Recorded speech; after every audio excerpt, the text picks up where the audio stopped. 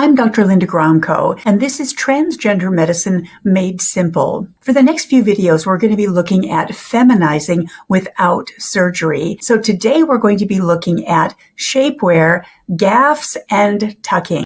You know, people have been trying to feminize their body shape forever. Yesterday we had girdles, but today we have shapewear. Today we body shape through lingerie. Let's take a look at breast growth first. The maximum breast growth on hormones usually occurs within about 2 to 3 years. I recommend getting a bra fitting from an actual bra fitter who's a person.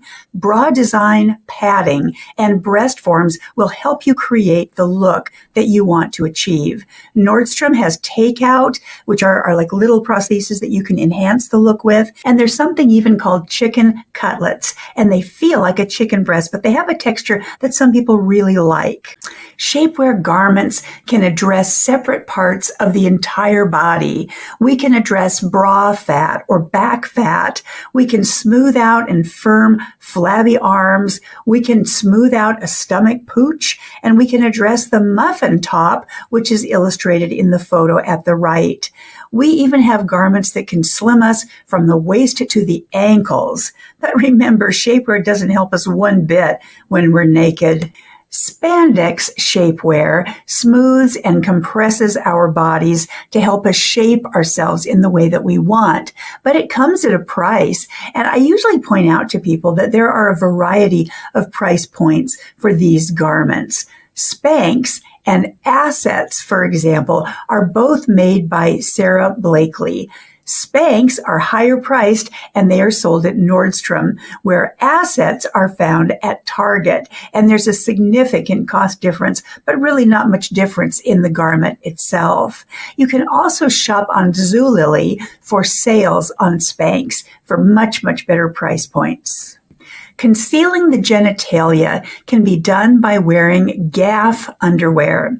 Now, a gaff is a garment that flattens and flatters the front genital contour. You can see what they do is that they flatten out that front contour. Many of them are a lot more sexy than these. There are some that look like thong underwear, for example. You know, I found when I was researching this that Origami Customs is one of the best resources out there on the type of gaff garments and also about the topic of tucking. Really excellent resource.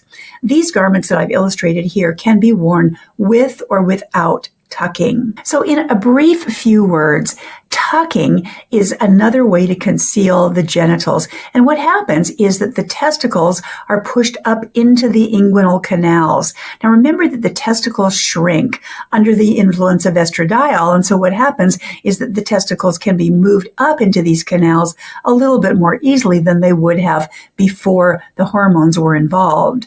But then the penis and the scrotum are going to be pulled back towards the rectum, and they may or may not be taped in place. But health tips here include removing hair ahead of time and not using duct tape, for heaven's sakes, medical tape only. It's important also to remember to stop if any of these techniques are painful to an individual. All of these methods are only temporary ways to feminize the body for gender affirmation. We're going to address more permanent methods, specifically surgery, in later videos. I hope this information is helpful to you and at least gets you started in some places where you can find more information. If this information is helpful to you, please pass it on to somebody else who might benefit from seeing it.